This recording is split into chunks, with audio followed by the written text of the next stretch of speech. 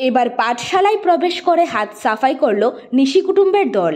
পাঠশালার দরজার তালা ভেঙে কম্পিউটার সহ বিভিন্ন সামগ্রী চুরি করে নিয়ে যায় চোর। ঘটনা তেলিয়ামুড়া শহরের উপকণ্ঠে অবস্থিত তেলিয়ামুড়ার অন্যতম বনেদি বিদ্যালয় তেলিয়ামুড়া ইংরেজি মাধ্যম দ্বাদশ শ্রেণী বিদ্যালয়ে। উল্লেখ্য থাকে, শুক্রবার স্কুল শেষ করে বিদ্যালয়ের ছাত্রছাত্রী সহ শিক্ষক শিক্ষিকারা বাড়ি চলে যায়।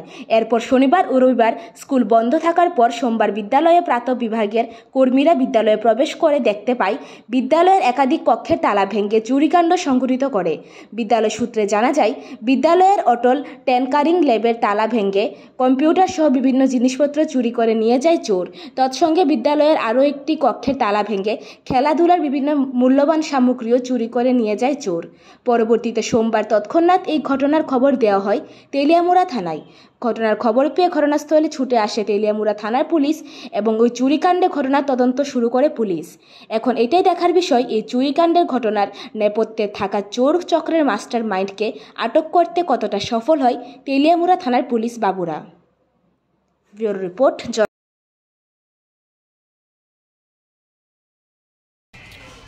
আজকে সকালে করিলাম স্কুলের ইংলিশ মিডিয়াম স্কুলের একজন শিক্ষক মহাশয় থানাতে গেছেন এবং একটা চুরির ইনফরমেশন দিয়েছেন। অ্যাকর্ডিংলি আমি এখানে আইসি ওই ইনকোয়ারি স্টার্ট করছি। স্কুলের কিছু জিনিস চুরি হয়েছে, আমি ইনকোয়ারি স্টার্ট করছি। কী কী জিনিস চুরি হয়েছে পেতে পারেন? প্রথমবার তো একটা ইউপিএস, একটা কম্পিউটার এবং কিছু ফুটবল ব্যাট স্টাম্প এগুলো গেছে। কত টাকার আনুমানিক হলো? এখন তো আনুমানিক মূল্য নির্ধারণ করা গেছে না, ওনারাও দিতে পারছে না। আমি রিকোয়েস্ট করছি না যে কম্পিউটার। Bureau report, জনদর্পণ।